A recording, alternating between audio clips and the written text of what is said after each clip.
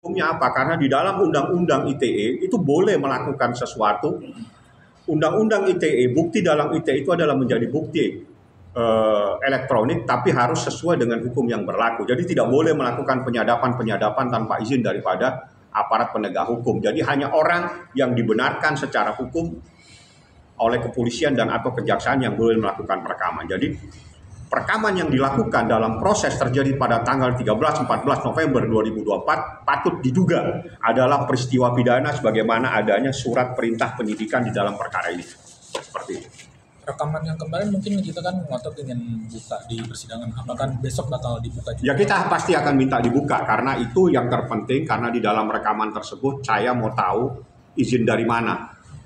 Karena ternyata ini setelah dilakukan proses penyidikan ditemukan adanya peristiwa pidana atas rekaman, melakukan perekaman atau intersepsi tanpa izin. Tanpa adanya persetujuan dari aparat penegak hukum, kepolisian maupun kejaksaan, seperti itulah. Jadi dengan sendirinya secara yuridis bukti-bukti yang ada dalam perkara terdakwa Nikita Mirzani maupun terdakwa Ismail Marzuki dalam perkara yang ada di Pengadilan Negeri Jakarta Selatan patut diduga menjadi bukti-bukti yang ilegal. Seperti itu. Semisal mungkin tidak digabungkan soal pemutaran rekaman itu, mungkin abang sendiri bakal melakukan apa, Bang? Ya kita minta, karena ini tidak sah. Semua bukti terkait dengan rekaman itu menjadi bukti yang ilegal. Karena itu kita laporkan ke polisi pada tanggal 16 April 2025. Seperti itulah proses hukumnya, dan alhamdulillah proses penyidikan. Dan ini kepada Kepala Kejaksaan Tinggi DKI Jakarta. Artinya kalau penyidikan itu maka sudah ditemukan adanya peristiwa pidana atas perbuatan seseorang yang melakukan intersepsi. Intersepsi itu adalah artinya telah melakukan penyadapan, memotong, merekam, dan sebagainya tanpa izin. Sedangkan dia bukan aparat penegak hukum, sedangkan dia tidak mendapatkan izin dari aparat penegak hukum, kepolisian maupun dari kejaksaan. Seperti itu. Undang-undangnya membolehkan dilakukan intersepsi sepanjang yang melakukan itu atas perintah dari kepolisian, atas perintah dari kejaksaan. Tapi kalau swasta, kalau pribadi-pribadi melakukan intersepsi, melakukan perekaman, memotong-motong percakapan, merekam tanpa izin, itu patut diduga adalah sebuah tindak pidana dengan ancamannya adalah 10 tahun. Sebagaimana yang diatur dalam pasal 31.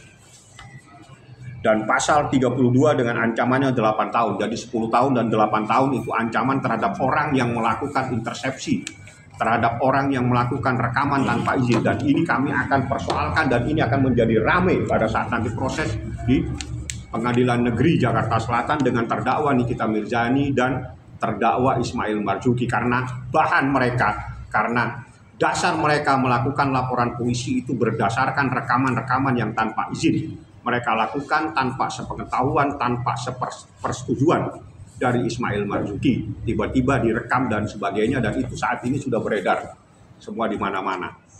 Dan itulah yang saya laporkan ke polisi, dan alhamdulillah di dalam proses penyidikan ditemukan adanya sebuah peristiwa pidana sehingga naik dalam proses penyidikan. Lebih lanjut nanti mungkin hari ini saya akan diperiksa sebagai pelapor. Nanti selanjutnya saya akan kasihkan dokumen-dokumen dan proses lebih lanjut.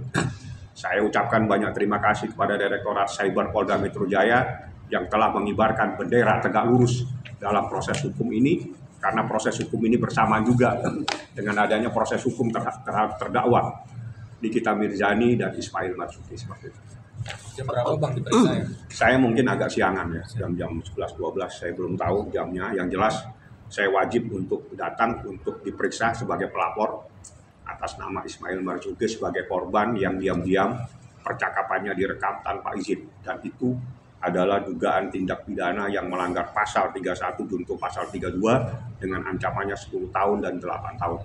Saya pikir itu yang terpenting. Terima kasih banyak kepada teman-teman, mohon dukungannya, mohon di backup, mohon diikuti prosesnya, mohon hari Kamis datang. Pada hari Kamis juga nanti Nikita Mirzani akan meminta rekaman untuk diputar kembali. Rekaman percakapan seseorang yang patut diduga dengan tanda kutip, tanda koma, tanda tanya. Akan Nikita minta supaya rekaman tersebut untuk diputar, diperdengarkan kepada masyarakat Republik Indonesia. Adanya patut diduga oknum-oknum tertentu telah melakukan sesuatu untuk dipertanyakan kebenarannya. Insya Allah besok Kamis saya akan meminta rekaman tersebut untuk diputar. Sebagaimana yang dalam sidang Kamis kemarin tidak sempat diputar karena ada kendala pada media untuk melakukan pemutaran pada saat laptopnya bermasalah. Sehingga nanti besok saya akan meminta rekaman tersebut diputar, Anda dengarkan sendiri suara siapa tersebut dan percakapannya seperti apa. Ya, ada 2 percakapan dan sangat penting. Besok Nikita minta rekaman itu diputar, dan jika tidak Nikita yang akan memutar sendiri di dalam ruangan persidangan dengan menggunakan alat perangkat HP-nya. HP yang akan dia pinjam dengan tim manajemennya dia.